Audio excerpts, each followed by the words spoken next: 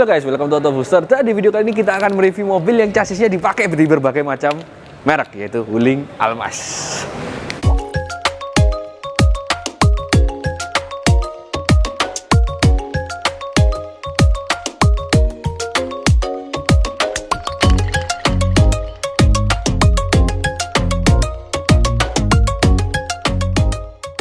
Dan ya, Wuling Almas ini bisa disebut sebagai mobil yang memiliki chassis yang ada di mana-mana. Ya, karena Wuling Almas ini sendiri diproduksi tidak hanya untuk Wuling Almas, tapi juga diproduksi untuk Chevrolet Captiva, untuk Baojun 530 dan MG Hector, yang menjadikan dia satu-satunya chassis yang dipakai untuk 4 brand sekaligus. Dan ya, mungkin kalau ada pun yang lebih banyak, kita masih belum tahu lebih dari itu. Dan keseluruhan dimensinya itu sama persis antara 4 brand ini. Jadi untuk panjangnya 4,8 meter, untuk lebarnya 1,8 meter, dan tingginya 1,7 meter. Dan ya, seluruh dimensinya sama semua untuk 4 brand ini. Yang membedakan hanyalah sekedar perintilan di interior dan grill. Bahkan lampunya pun semuanya masih sama secara dimensinya. Namun di Wuling Almas ini sendiri berbeda tipenya, maka akan berbeda juga untuk spesifikasi lampunya. Dan yang akan kita review ini merupakan Wuling Almas RS Pro. Ya, Wuling Almas RS Pro. Dan ya, untuk tipe-tipe mobil ini secara garis besar dijual dengan 4 tipe: SE, EX, RS EX, dan RS Pro. Dan ini merupakan varian paling tinggi yang dimana memiliki kelengkapan teknologi juga safety paling tinggi di antara tipe-tipe lainnya. Dan untuk varian mesin dan transmisi dia ada beberapa, nanti aku akan jelasin dulu. Oke, kita akan bahas perperintilan dari mobil ini. Pertama dari paling atas, di sini kita dapat atap yang sudah dual tone. Dia memang di bawah tipe RS ini, di bawah tipe RS Pro dia hanya mendapatkan single tone. Dan untuk RS Pro dia sudah dual tone. Dan di kaca sini ada sensor-sensor untuk fitur ADAS dari Wuling. Dan sensornya tidak hanya di situ, sensornya juga ada di bawah sini. Ya, seperti adaptive cruise control dan lane keep assist yang jadi satu sistem seperti itu, walaupun batannya berbeda. Turun sedikit, di sini kita dapat wiper yang sudah frameless namun belum di cover, dan ini terasa sangat-sangat asik modelnya. Oke, di sini kita dapat kap mesin yang sangat besar, karena di bawah kap mesin ini walaupun hanya ada satu varian mesin, namun di negara lain kita mendapatkan varian mesin yang cc-nya lebih besar. Di bagian bawah sini kita mendapatkan lampu yang sudah full LED untuk yang bagian sini. Jadi ini DRL sudah full LED, termasuk juga untuk sebagai sein. Namun untuk tipe manual dia masih belum mendapatkan lampu. Jadi DRL-nya hilang untuk tipe manual di versi Wuling Almas SE. Oh ya, bener. Jadi lampunya untuk yang tipe SE manual itu dia ini tidak ada, hanya ditutup cover. Untuk grill dia model RS ini dia berbeda daripada tipe-tipe lainnya. Jadi RS memiliki grill sendiri, berbeda dibandingkan tipe EX biasa seperti itu. Dan di sini ada logo Wuling yang sangat-sangat chrome, yang biasanya kalau orang-orang biasa lainnya itu dia chrome-nya dihitemin supaya lebih clean gitu. Di bawah sini ada kamera 360 yang dimana ini berbeda dibandingkan sistem yang dimiliki oleh Wuling-Wuling lainnya ataupun Wuling Almas lainnya. Jadi kualitasnya ini lebih bagus dan lebih jernih dibandingkan versi Wuling yang di bawah RS Pro ini. Di samping kiri dan kanan ini ada lampu utama yang sudah ada proyektornya dan sudah full LED, termasuk juga fog lamp-nya. Dia sudah full LED dan cukup terang untuk di kelasnya, bukan yang paling terang. Dan di bawah sini sudah ada sensor lagi 2 biji dan termasuk untuk ADAS dari sistem Wuling. Dan di bawah sini, ini yang aku yang paling suka. Ini lipsnya ini keren banget sih. Seakan-akan seperti siap menyapu angin yang ada di bagian bawah mobil ini. Tapi ya ini cuma hiasan. Untuk penambahan downforce-nya atau penambahan dari aerodinamika dia tidak dijelaskan on paper-nya dia menambahkan berapa kilo. Seperti itu. Dan untuk sensor, ya sensor yang kecil ini dia di sini hanya ada 2 dan di depan tidak ada sensor lain lagi kecuali ADAS. Seperti itu. Dan sebelum kita pindah ke interior ataupun samping dari mobil ini, kita akan bahas mesin ini. Dan ya, kap mesin masih dibuka secara manual dan masih ditopang secara manual dengan menggunakan tiang. Nah, oke, kualitas cat memang untuk di bagian engine bay ini dia belum dipernis, namun dia sudah menggunakan cat dengan sewarna body ya, jadinya agak kasar gini dikit dan tidak ada kemerlap-kemerlipnya seperti itu. Untuk peredaman dia basic dari tengah sampai tengah sini, dari bawah sampai tengah sini basic dan terasa rigid ya, bukan terasa yang agak-agak wiggle-wiggle gitu, bukan, ini terasa rigid banget, bagus. Dan di samping kanan dan kiri semuanya ditutupi oleh cover, walaupun sebenarnya ketika kita noleh ke samping sini langsung terlihat di situ ada aki dan modul-modul eco dan berbagai macam komponen-komponen lainnya. Dan di tengah sini ini ada sebuah mesin 1500 cc 4 silinder turbocharged yang menghasilkan tenaga hingga 140 horsepower dan 250 Nm of torque, dan disalurkan ke transmisi CVT ke roda depan, dua roda depan seperti itu. Dan ya, selain dari transmisi CVT, untuk di Indonesia juga kebagian versi manual yaitu 6-speed manual, dan untuk di negara lain juga kebagian varian mesin lain lagi selain 1500 turbo, yaitu ada 1800, ada 2000 cc juga untuk diesel seperti itu. Dan varian pilihan transmisi juga lebih banyak untuk di luar negeri, ada 6-speed manual, ada 6-speed automatic, ada 6-speed dual clutch, dan ada 5-speed automatic torque converter, dan ada CVT pastinya seperti itu. Dan ya, untuk impresi ketika melihat engine bay ini terasa seperti ya tidak seperti apa-apa. Ini seperti memang ya desain Wuling seperti ini, dia tutupi cover sebelah kanan dan kiri, dan di tengahnya mesin yang terekspos namun dia sedikit di bawah. Jadi covernya di atas tapi mesinnya seperti di bawah gini. Ya, ini memang tidak ditemukan di model mesin manapun, sekalipun mesin Amerika pun tidak seperti ini modelnya, seperti itu. Dan kalau tidak ditutupi cover pun juga sama-sama terlihat ya seperti ini saja. Oke, untuk tempat mengisi air wiper, tempat mengisi air radiator itu terlihat sangat simpel, tidak ditutupi terlalu ribet, dan it's good. Untuk turbo ada di depan sini, turbonya dia menggunakan Honeywell dan ukurannya memang tidak terlalu besar-besar amat. Ya, tapi dia bisa menghasilkan torsi yang cukup besar untuk di kelasnya. Ya, bukan cukup besar, ya cukup. Intinya seperti itu. Memang untuk horsepower yang dihasilkan oleh mesin ini bukanlah yang paling besar di kelasnya. Ada yang lebih besar, tapi itu didahului atau ditempati oleh brand Jepang.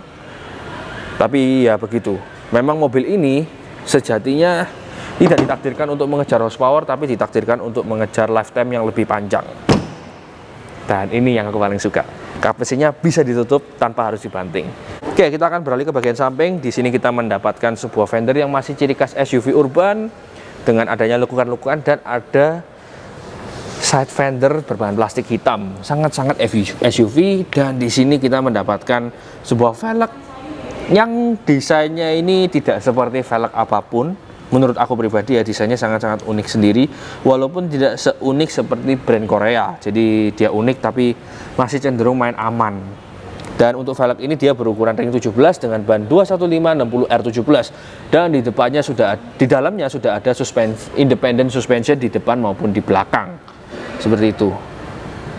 Dan untuk yang belum dibahas yaitu remnya di sini sudah menggunakan ventilated disc brake. Dan ya, secara sekilas dia menggunakan 2 piston, dan untuk menurutku remnya ini tidak terlalu besar ataupun tidak terlalu kecil. Ukurannya umum untuk mobil dengan harga segini. Dan sekarang kita akan pindah ke belakang sedikit. Di sini kita mendapatkan lampu yang sudah full auto, termasuk juga untuk pembukaannya. Dan sudah ada kamera dan ada lampunya. Ya, sudah full auto. Dan ketika kita tutup dengan kilas, dia sudah langsung menutup secara sendirinya. Bagus. Untuk rasa menutup pintunya terasa berbobot, rasa mantap. Oke. Untuk pintu di sini belum frameless, dia masih ada frame-nya pasti dan berwarna hitam, dan di sini ada chrome yang tidak terlalu alay. Ini bagus. Dan di sini ada lekukan-lekukan yang nyambung dari bagian depan sampai ke bagian sini, sini, dan terasa elegan kesannya untuk melihat mobil ini. Di sini ada silver sedikit tapi bukan chrome, dan langsung menyatu dengan button keyless. Namun untuk keyless hanya bisa melalui tombol, dia tidak bisa melalui bagian sensor di handle sini karena memang tidak ada sensornya. Jadi hanya menggunakan button seperti itu. Dan untuk side skirt dia tidak ada, dia langsung ditutupi dengan cover plastik hitam seperti ini yang membawa ciri khas SUV seperti itu. Untuk di bagian atas ini kita mendapatkan sebuah roof rail yang hanya hiasan, tidak bisa kalian pakai, yaitu hanya untuk hiasan saja. Dan di bagian belakang sini pintunya tidak ada sensornya ataupun tidak ada sensor keyless entry-nya, dan desainnya kurang lebihnya masih sama seperti yang di depan. Pintu belum frameless dan masih ada frame-nya seperti itu. Dan rasa feel menutupnya untuk di belakang ini terasa sedikit lebih berat, lebih mantap.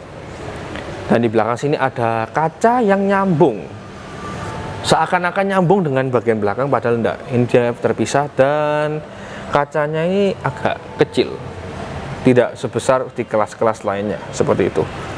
Di bagian belakang sini kita dapat fender yang flat, tidak wide body seperti gimana. Dan di bawahnya ada ban yang ukurannya sama seperti yang di depan, yaitu 215/60 R17 dan velgnya pasti ring 17.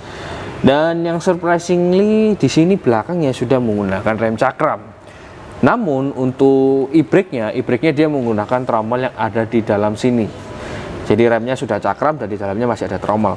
Cuman walaupun aku sendiri itu masih belum yakin apakah e-brake-nya ini menggunakan trommel di sini atau rem belakangnya dibuat elektrik.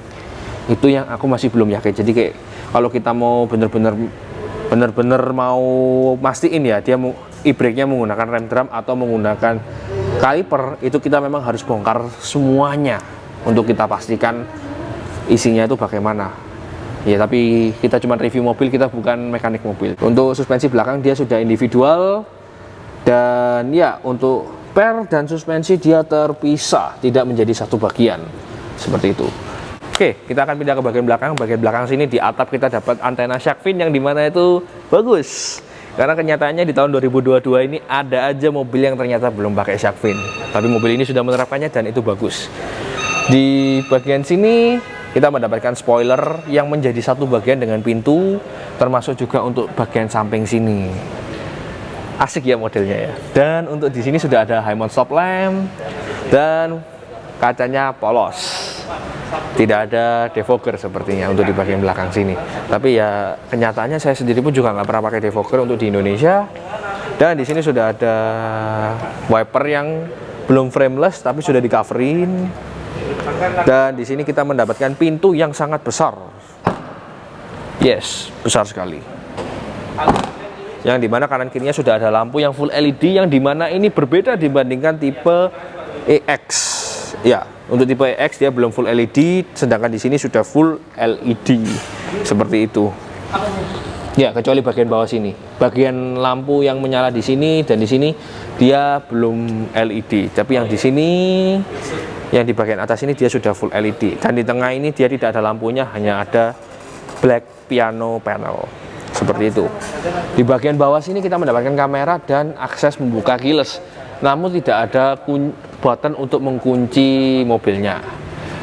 Dan di bagian bawah sini kita mendapatkan spotlight dan lampu yang menyala ketika kita menyalakan lampu dan membuka pintu ini. Di bagasi. Ya, akan kita praktekkan langsung saja habis ini. Dan di bawah sini kita dapat sebuah diffuser yang dimana desainnya ini menurutku sangat aneh sekali. Aku lebih suka desainnya tipe EX dibandingkan tipe RS Pro ini. Kenapa? Karena RS Pro ini dia desainnya di sebelah kanan dan kiri. Ini ada frame untuk knalpot, sedangkan knalpotnya langsung terlihat di bagian sini. Jadi menurutku ini agak aneh. Lebih baik sekalian ditutupin sekalian atau tidak usah dikasih frame. Menurutku lebih baik seperti itu. Dan untuk ban serep dia tersedia di bagian bawah sini, dan untuk velgnya dia menggunakan ukuran velg menggunakan bahan velg kaleng. Sedangkan size-nya masih aku belum bisa konfirmasi apakah dia full size atau tidak. Tapi kelihatannya sih 16 inci ya kalau sekilas aku lihat. Dan memang untuk velg 17 inci ini hanya tersedia di RS Pro. Untuk tipe lainnya seperti EX dia hanya bukan EX, ES SE itu dia hanya kebagian ring 16 inci seperti itu. Dan ya sekarang aku akan langsung praktekkan fungsi dari lampu bawah sini. Jadi aku nyalain lampu dulu. Jadi ketika rapat, posisi pintu rapat di sini akan menyala seperti normal, dan lampu kanan dan kiri ini nyala seperti normal. Dan bagian bawah itu mati. Sedangkan ketika kita buka, nah lampu yang di sini kan tidak kelihatan. Berpindah ke bagian sini. Sehingga kita buka pintu bagasi, maka di bagian belakang itu juga mobil lain itu akan kelihatan kalau kita buka pintu bagasi seperti itu. Ya, sentuhan kecil tapi bagus. Untuk bagasi, ya untuk tipe Almas RS Pro ini dia hanya tersedia di varian 7 seater, dan memang bagasi yang kita dapat secara umumnya hanyalah seperti ini saja. Ya, hanya untuk satu koper cabin. Namun bisa kita tutup dengan sampai dengan rata lantai, dan ya kita di sini bisa memasukkan sampai dengan 4 koper cabin, dan kalau ditumpuk bisa sampai 8 koper cabin seperti itu. Ya, dan ada AC di bagian belakang. Ada AC output di bagian belakang, dan sudah ada controller AC, sudah ada cup holder, dan sudah ada USB Type A di bagian belakang sini. Lengkap ya untuk kelas 7 seater. Dan dia untuk seat beltnya pun dua-duanya sudah tiga titik seperti itu.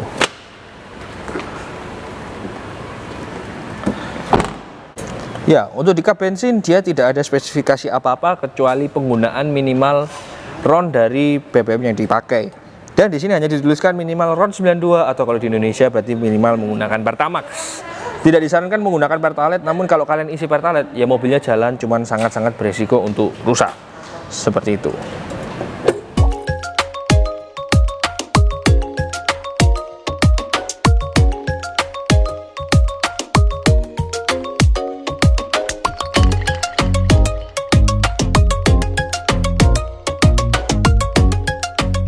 Dan ya, selamat datang di interior Wuling Almas. Dan seperti biasa kita akan nyoba row dengan kasta paling rendah, yaitu row ketiga. Dan kita di sini sudah disediakan one touch tumble yang dimana hanya ada di bagian sebelah kiri. Bagian sebelah kanan dari tadi kita udah nyoba dan tidak bisa kita angkat. Uniknya seperti itu. Dan yang apa-apa kita akan langsung coba. Dan duduk di row ketiga. Ya.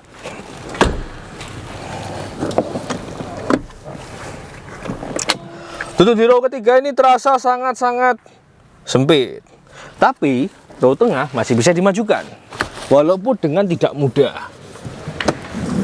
Ya, terasa sangat berat sekali untuk switchnya, dan akhirnya kita bisa memajukan row ketiga dan kita mendapatkan space.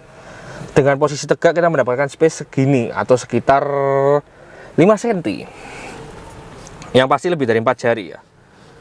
Ya, sekitar 7 jari seperti itu. Dan rasa duduk di belakang ini terasa biasa saja. Wah, memang bahan yang diberikan oleh kursi ini terasa sangat-sangat nyaman untuk bahan kursinya, dan untuk keempukannya juga terasa nyaman. Namun untuk posisi desain kursinya tidak menopang sama sekali bagian paha bawah sini.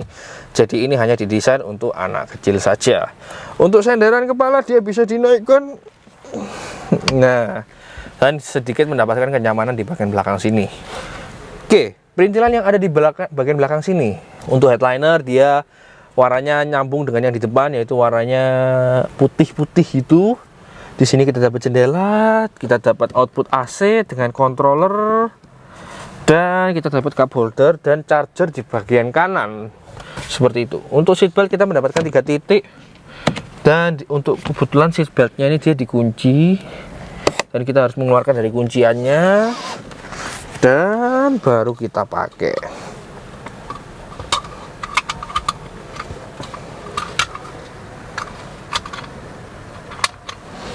Ya, rasa memakai seatbeltnya terasa biasa saja karena juga tidak menopang bagian bahu sini. Oke, rasanya sangat-sangat unik. Oke, sepertinya tidak ada lagi yang bisa dijelaskan di bagian belakang sini, karena memang kebetulan untuk mobil seukuran ini seat ketiga itu biasanya memang tidak terlalu nyaman untuk ukuran mobil seperti ini dengan format bodi seperti ini. Jadi langsung saja kita pindah ke bagian tengah. Oke, untuk bagian row kedua di sini kita memajukan kursi hingga paling depannya, dan kita masih mendapatkan legroom yang sangat-sangat proper, paha yang tersangga dengan baik, dan punggung yang terasa sangat-sangat nyaman. Ditambah lagi senderan kepala bisa dinaikkan. Oke, untuk perperintilannya yang pertama headliner pasti sama dengan yang di depan dan di belakang, berwarna putih-putih itu. Untuk di bagian pintu kita mendapatkan audio Twitter dan speaker output by Infinity. Dan untuk windownya dia sudah full auto, namun ini ACCU-nya masih posisi mati, jadi tidak jalan untuk full autonya. Tapi all window yang ada di sini, 4 windownya sudah full auto, seperti itu. Dan untuk bahan-bahan yang ada di pintu, di sini plastik keras, plastik. Dan untuk bagian sandaran sini dia dilapis kulit dan rasanya empuk sekali. Di bawah sini sudah ada cup holder dan bottle holder. Ya, ada cup holder dan bottle holder seperti itu. Dan rasa menutupnya dari dalam terasa sangat-sangat kedap. Ya, sangat-sangat kedap. Dan untuk bahan kursinya dia terasa sangat-sangat lembut sama seperti yang di belakang. Walaupun ini tetaplah sebuah lapis kulit sintetis, namun dilapisi dengan kontur-kontur, dicetak dengan kontur-kontur yang sangat-sangat menarik. Dan feel duduknya memang terasa flat. Namun entah kenapa di sini rasanya sangat-sangat nyaman, apalagi jika kita mendapatkan armrest. Dan ini adalah posisi duduk paling nyaman di baris kedua. Terasa seperti sebuah bos. Ya, memang harus ada yang bisa diimprovisasi dari posisi duduk ini, yaitu bagian sandaran kiri harusnya bisa dinaikkan lagi sehingga bagian kanan dan kiri ini setara sandarannya atau rata seperti itu. Oh ya, di sini ada cup holder lagi dan bisa langsung ditutup tanpa ada penguncian. Dan kita akan pindah ke tengah. Di bagian tengah sini, ya duduknya memang terasa keras, namun masih terasa proper untuk perjalanan jangka pendek. Ya, masih terasa proper untuk paha dia tersangga ketika kita memajukan kaki. Dan di sini kita sudah mendapatkan output air conditioner yang dinyalakan melalui controller di tengah. Seperti itu. Di depan, bukan di tengah. Ya, terasa oke-oke saja untuk, tapi kalau dibandingkan dengan harganya ya, di kelasnya ini terasa sangat-sangat nyaman. Seperti itu. Oh ya, di kantong dari kursi depan ini mendapatkan 2 buah kantong, namun belum ada mejanya. Sedangkan Wuling, untuk di kelas Wuling Cortez, dia sudah ada mejanya. Yang dimana berarti untuk penumpang kursi kedua ini lebih istimewa ketika kalian membeli Wuling Cortez. Ya, kurang lebihnya seperti itu. Dan sekarang kita akan pindah ke bagian depan, yaitu bagian paling istimewa dari mobil ini. Oke, selamat datang di interior bagian depan atau baris pengemudi dan baris penumpang depan, yang dimana ini merupakan bagian paling istimewa dari mobil ini. Ya, untuk perperintilannya kita akan bahas mulai dari bagian atas. Di bagian atas di sini kita dapat panoramic sunroof yang nyambung hingga ke baris bagian tengah. Entah mengapa menurutku ini panoramic sunroofnya terlalu gelap. Jadi aku sampai tadi ketika di baris kedua itu tidak nyadar kalau kita punya panoramic sunroof. Ya, seperti itu. Dan panoramic sunroof ini untuk selamat siang Pak. Wah, asik, ada welcome-nya. Untuk panoramic sunroof-nya ini dia bisa ditutup dengan menggunakan tombol di sini untuk tirainya, namun tidak otomatis. Oh ya, dengan double klik dia akan menutup secara otomatis. Sampai mana dia menutup, dan dia akan menutup sampai depan. Dan jika kita buka sunroof-nya total, apakah bisa?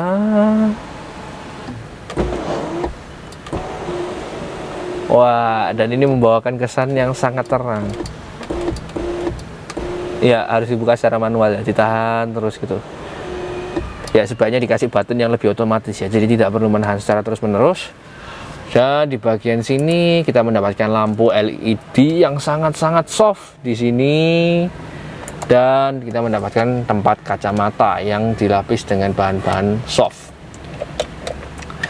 Terus di bawahnya kita mendapatkan mirror tengah yang terlihat sangat tebal, namun ternyata belum auto dimming.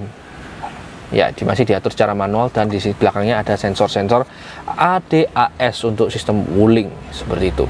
Dan turun sedikit, di sini kita mendapatkan dashboard yang sangat-sangat plastik kasar, namun di bagian tengah sini dilapis dengan kulit yang sangat-sangat empuk. Dan di bagian bawahnya sini ada AC output yang berbentuk horizontal dan berbentuk vertikal. Dan di sini ada lapis kulit, dan start stop engine. Oke. Di sini entertainment sistemnya layarnya sangat-sangat besar dan sudah sangat-sangat smart. Banyak sekali hal yang bisa kalian lakukan di sini. Tapi memang Untuk Apple CarPlay dan Android Auto belum ada dan digantikan dengan My Wuling application. Seperti itu. Di sini untuk fiturnya ini nanti kita akan bahas lebih detail lagi nantinya. Dan di sebelah kanan dan kiri ini ada button, untuk sebelah kiri ini ada traction control off, sebelah kanan ini ada tombol hazard dan ada tombol AC, home, volume up, volume down. Ya, untuk AC ini dia diatur melalui layar di sini.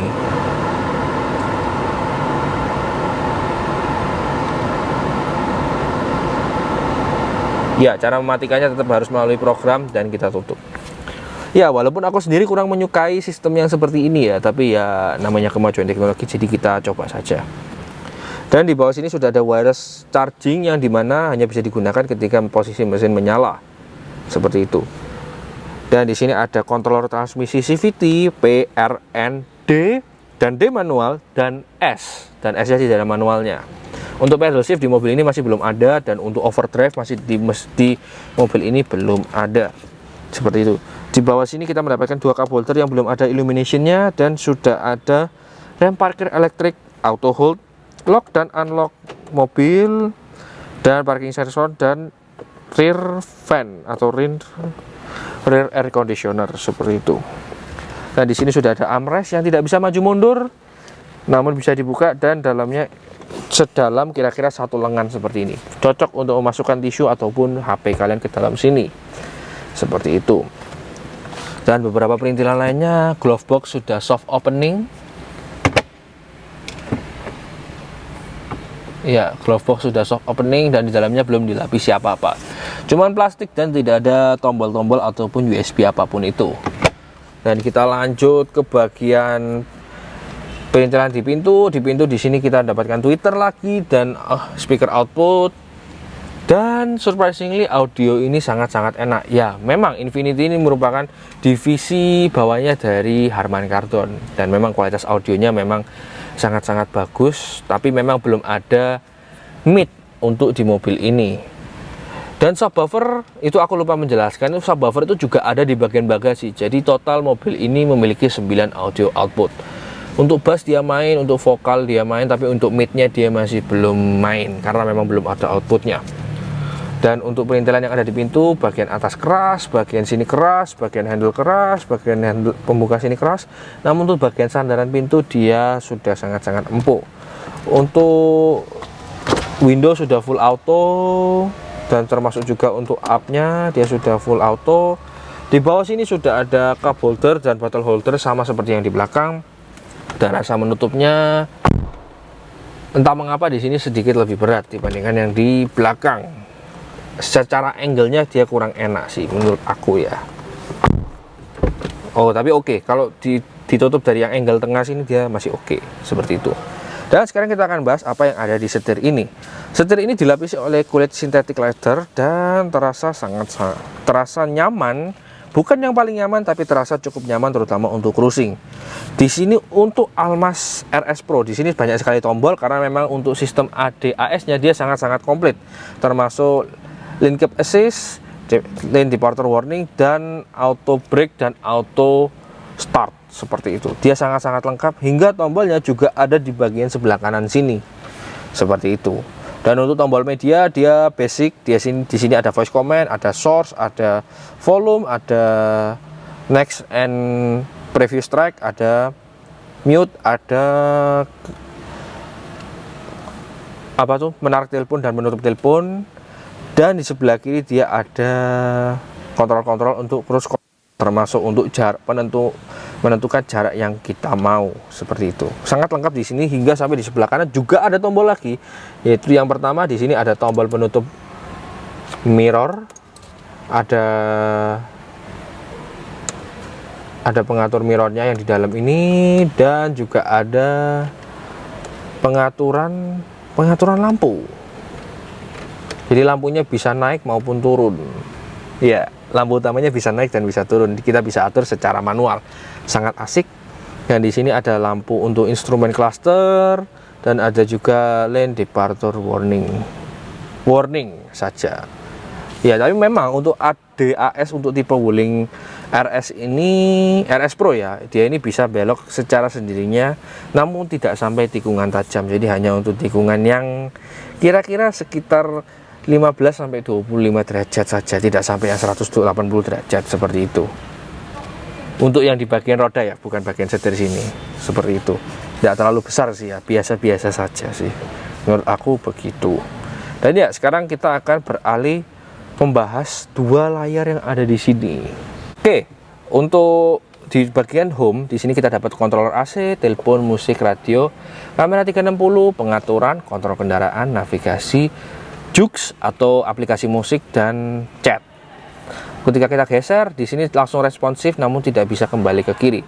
Kita harus pencet apa yang ada di tengah ini lagi, seperti itu. Dan mobil ini sejatinya berfungsi utuh ketika kita mengkoneksikannya dengan handphone dan aplikasi My Wuling.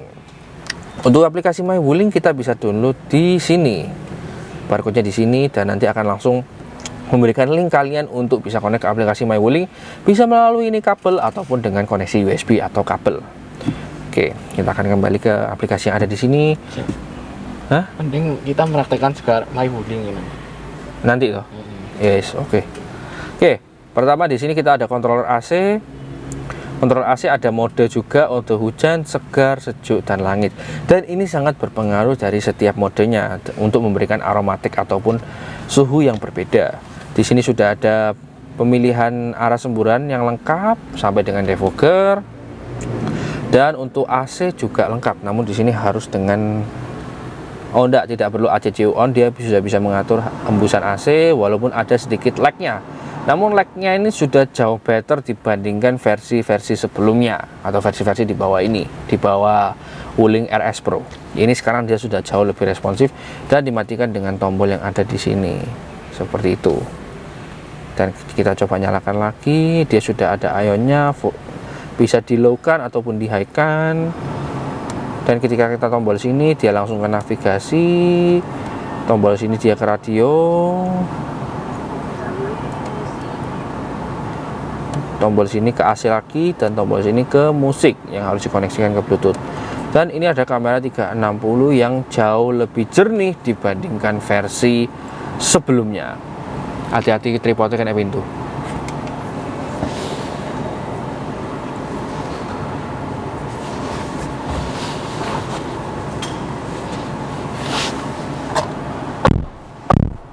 Dan ya, sekarang ini posisi 360 yang sangat-sangat sempurna dengan posisi pintu sudah ditutup dan menghasilkan hasil kamera yang sangat-sangat jernih seperti itu. Ada beberapa button yang bisa kalian pencet, termasuk di sini dan di sini juga. Ya, sangat bagus. Ya, sangat bagus sekali untuk di kelasnya. Memang di kelasnya jarang sekali ada yang menerapkan kamera 360. Dan kita akan ke home lagi dan ke pengaturan. Pengaturan di sini ada pengaturan Bluetooth, tampilan biasa, efek suara, volume dan kawan-kawannya, dan equalizernya ada di sini. Bass, alto dan treble. Khas Wuling, tapi memang untuk mid-nya dia masih kurang main di mobil ini. Dan untuk suara pengenalan, layar transmisi, minta dihubungkan ke telepon, dan sistem juga sudah ada. Dia sistemnya entah mengapa sangat-sangat mirip sekali dengan Android. Dan di sini ada kode QR untuk My Wuling, seperti itu. Untuk kontrol kendaraan di sini lebih ke arah kustomisasi apa yang ada di kendaraan ini, termasuk HMA, FCW dan ABE. Di sini ada juga sensitivitas peringatan tabrakan. Jadi peringatan doang, tapi dia sebaiknya itu ketika memang sistemnya tidak men-scan bahwa dia harus berhenti, maka kita berhentikan secara manual, seperti itu.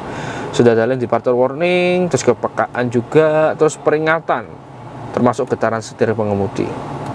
Jadi kalian bisa memilih mana yang mau kalian setting, seperti itu. Asik. Lalu kita pindah ke jendela kontrol remote. Untuk bisa buka jendela itu melalui remote, dan kontrol remote tutup jendela juga bisa. Dan untuk tutup jendela otomatis saat mengunci pintu itu juga sudah bisa. By the way, kuncinya aku tadi belum tunjukkan, dan kuncinya seperti ini. Kuncinya dia di sini ada logo Wuling, dan ketika dibalik dia terbalik. Harus kita balik lagi, dan ada unlock, lock, dan pembuka bagasi belakang tanpa membuka pintu yang lain. Sekarang kita lanjut ke bagian sini. Untuk kunci pintu, kontrol remote ini ada seperti setting-settingan yang di sini. Dan untuk lampu juga ini termasuk untuk membiarkan lampu menyala ketika kita keluar dari mobil, seperti itu. Dan lainnya lagi ada spion lipat otomatis. Kalau kita matikan ya nanti dia tidak akan otomatis menutup. Terus fungsi perbaikan wiper adalah meletakkan posisi wiper di tengah kaca sehingga lebih mudah untuk digantikan. Dan pengisian daya nih kabel ini adalah untuk wireless charging yang dimana harus digunakan ketika posisi mobil menyala. Dan kita akan pindah ke layar speedometer. Dan untuk di bagian instrumen sini kita mendapatkan ada RPM meter dan ada speed meter, dan di tengahnya sudah ada layar TFT dan bisa kita ubah di tombol sebelah kanan. Ya, mohon periksa ABS.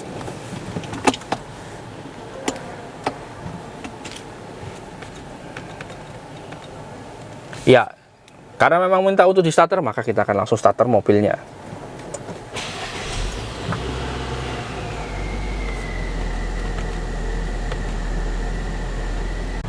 Dan untuk apa MAD yang ada di tengah itu ada waktu berkendara dan range, ada juga tekanan ban, ada juga trip 1, trip 2, dan kecepatan rata-rata. Seperti itu. Dan ya, itu saja yang ada di bagian MID tengah sini. Dan untuk mesinnya dia terasa sangat-sangat halus. Mungkin apabila sunroof ini ditutup maka dia akan terasa sangat kedap. Dan dia sudah konsisten di RPM 1900 RPM. Ketika kita gas, dia naiknya sedikit lagi dan sangat-sangat tenang. Seperti itu. Mesinnya responnya tinggi, namun RPM-nya dia di sini speedometernya agak sedikit lagi. Ya seperti itu, nggak masalah. Kita matikan mesinnya. Silakan hidupkan mesin dan coba lagi. Gak apa-apa. Tidak ada yang perlu kita coba lagi, maka sekarang kita akan keluar dari mobil ini.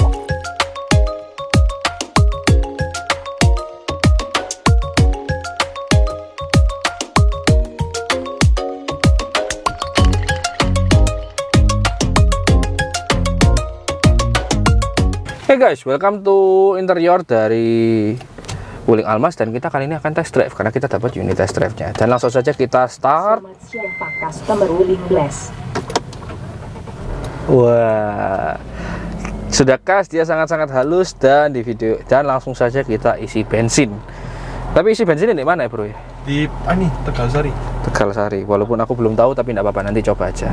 Dan sudah ada teknologi, dan ketika pindah ke R kita langsung dapat view kamera 360, dan langsung saja kita turunkan e-brake-nya dan langsung kita mundur. Ya, sepertinya aku parkir terlalu dekat dengan mobil ini.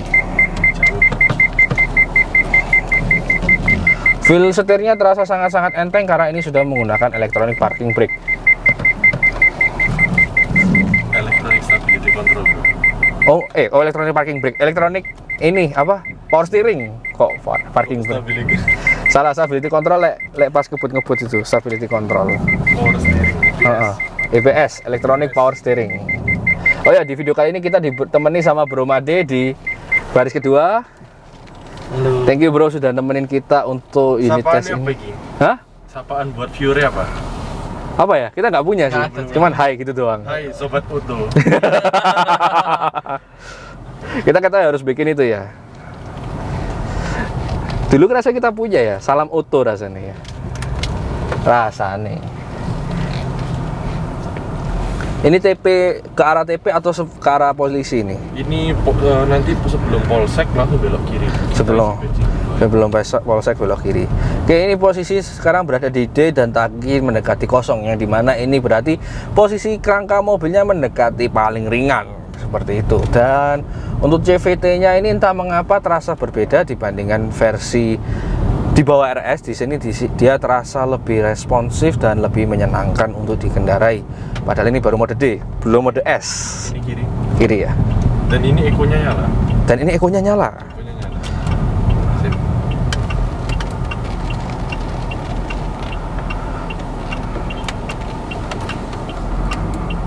Oh, ketika eko dilepas, maka dia akan mengeluarkan torsi yang lebih melimpah dan tidak menggebu-gebu, santai dia. Kanan ya bro ya. Kanan.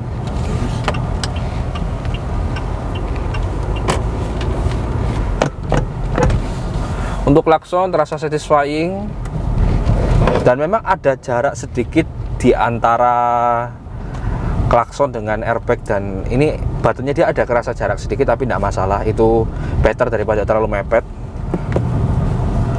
Oke. Dan untuk suspensi,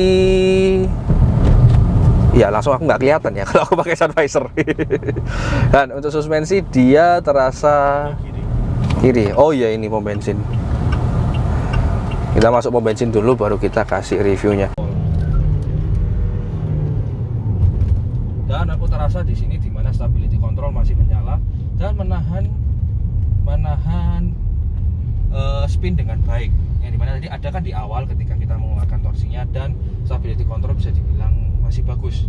Entah mengapa ini seperti mobil yang berbeda dibandingkan versi ES. Paling bawah ES ya bro ya? SE. Oh SE. Dibandingkan versi SE, dia ini seperti mobil yang berbeda. Karena secara karakter chassisnya entah mengapa dia ini lebih rigid. Padahal harusnya dia chassisnya sama aja. Seperti itu sih. Dan untuk ketika macet kita pindah langsung ke D, tidak ada intervensi dari transmisi, entah itu menggembut-gembut, itu tidak ada. Jadi perubahannya terasa sangat-sangat smooth. Seperti CVT yang sudah benar-benar disetting dengan pengalaman yang cukup tinggi. Seperti itu. Ya sih, ini CVT-nya sangat-sangat menyenangkan sih menurutku ya. Entah mengapa dia, padahal CVT ini kan baru ya berada di Wuling ini, tapi entah mengapa dia seperti sudah memiliki development yang cukup lama. Dia sangat-sangat agile gitu, tenaganya dikeluarkan dengan cukup, dan transmisinya pun tidak menggebu-gebu seperti itu. Dan kita akan belok kanan supaya kita mendapatkan jalan yang lurus.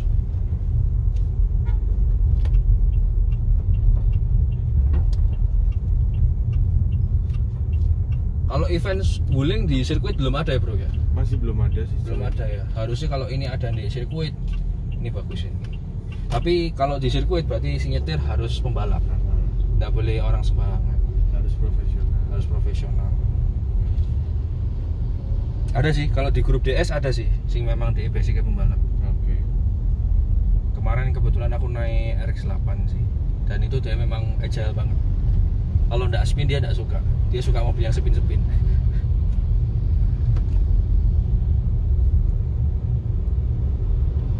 Oh ya, jadi ketika kita dari D ke S, jadi tadi dari D ya ke S, dia langsung memberikan suatu intervensi. Jadi gas yang sama, dia langsung dengan RPM yang sama, dia langsung mengeluarkan tenaga ledakan sedikit, sehingga itu menandakan bahwa kita sudah berada di sport mode. Sedangkan dari sport mode kita pindah ke D, dia tidak akan memberikan intervensi apapun. Jadi tahu-tahu tenaga enak ya, macet-macet gini pakai Wuling ini, entah mengapa terasa seperti mobil yang tidak kelasnya loh. Kayak entah mengapa dia itu kayak sudah berada di kelasnya di atasnya.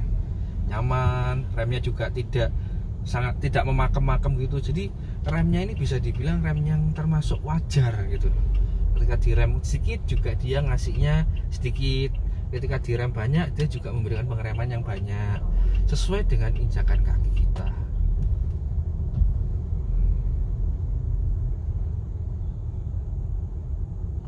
Oke, sekarang ganti Harry yang nyetir. Jadi biarkan Harry menyetir dulu dan merasakan feel-nya.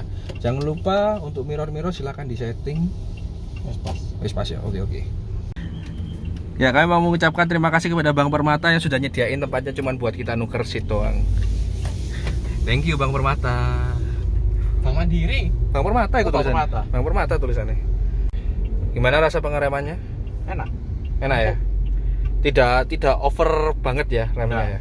Enak ya, pas sesuai apa yang kita pencet. Kalau feel bawahnya emang bener, mirip-mirip seperti bawa SUV leather frame.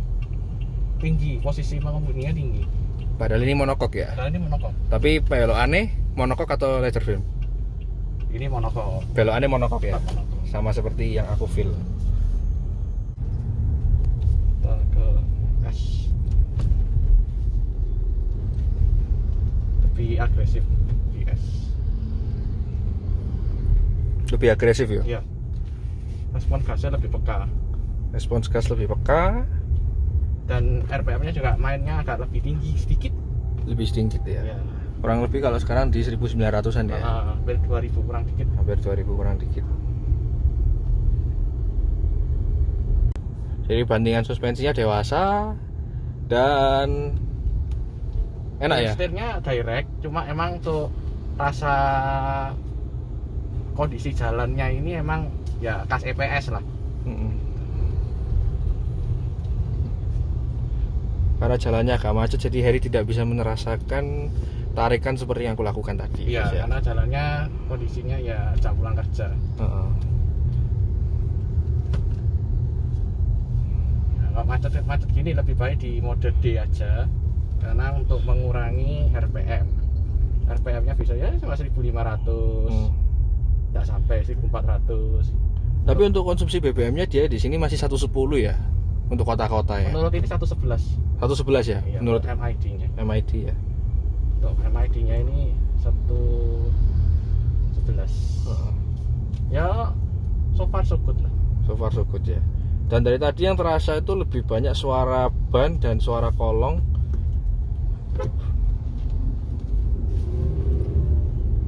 Dibandingkan suara mesinnya. Iya. Suara mesinnya tidak terlalu terasa sih menurutku. Kenapa jadi mobil elektrik ya? Kayak Iya, wung. Apalagi kalau gini, lepas gas sudah jalan sendiri mobilnya. Nggak terus memelan ya. Nggak memelan. Jadi mungkin untuk penurunan RPM-nya itu gradual pelan gitu. Berarti nggak langsung turun gitu enggak. mungkin ukuran drivetrainnya juga gede mungkin ya. Jadi nggak langsung turun gitu ya. Ini adalah kereta-kereta yang meresahkan menurut saya ya. Karena cc-nya sangat kecil, bodinya segede jalan. Dan kata-kata mutiara. Kata mutiara.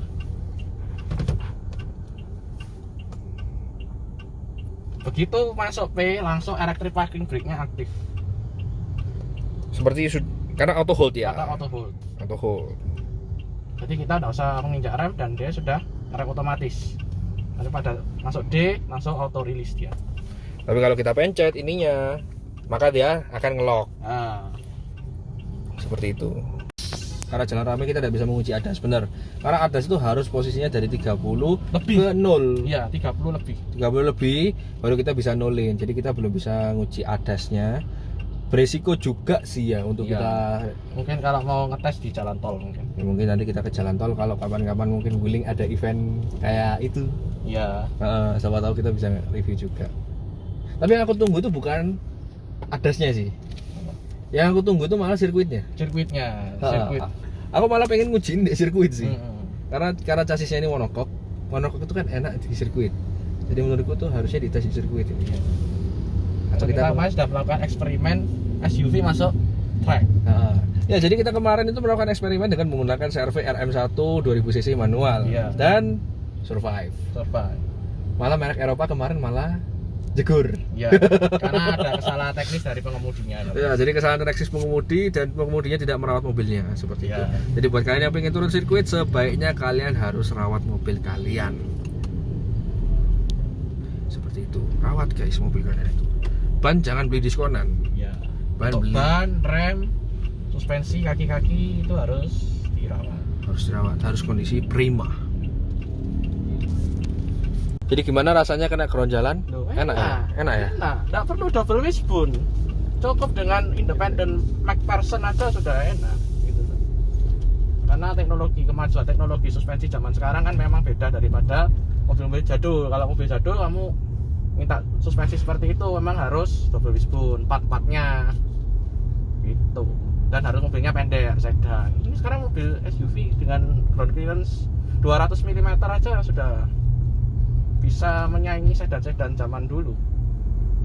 Wah. Dengan ya pastinya durability yang lebih baik daripada mobil lama. Ya kan? Nggak kosong ternyata jalannya. Kosong sih.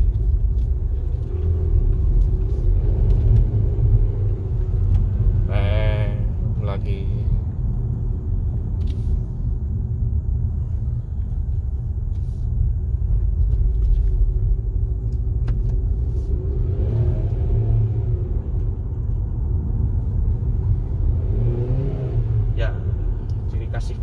Ciri khas CVT. Ada laggy-nya tapi kali ini lebih responsif. Awas mobil. Ingat Her, ini jalan raya bukan sirkuit. Belokan bukan tempat yang tepat buat nyalip. Iya, lek kemarin Arvine ini mau kemana sih ini? mau ke hati mantannya mungkin. Terima kasih BRV sudah menghalangi kita dalam menarik mobil ini. Kita masuk mode D lagi, lebih nyaman. Honda mana? Tinggalan. Yes. Honda mana? Kita sendiri juga pengguna Honda. Cuman Honda kita berbeda. Honda sayap. Dan ya, menurut kami Wuling Almas ini merupakan mobil midsize SUV yang sangat-sangat bagus, terutama untuk kualitas audionya. Dan memang secara harga mobil ini dijual dengan harga paling murah di kelasnya dengan harga 445 juta untuk varian tertinggi. Ya ini untuk varian RS Pro. Dan menurut kami ini mobil yang sangat worth it untuk kalian, terutama yang kalian yang suka berpergian ke luar kota, karena memang konsumsi bahan bakarnya atau bahan bakar yang dikonsumsi itu hanya perlu menggunakan konsumsi Pertamax, tidak perlu sampai Pertamax Turbo, yang which is itu tersedia di seluruh daerah di Indonesia. Dan kami mau mengucapkan terima kasih kepada Wuling Blast Surabaya yang berlokasi di Jalan Basuki Rahmat Surabaya yang sudah nyediain unitnya ini untuk kita review. Dan ya, kami mengucapkan terima kasih buat kalian yang udah nonton video ini. Jangan lupa like, jangan lupa subscribe, and see you next time.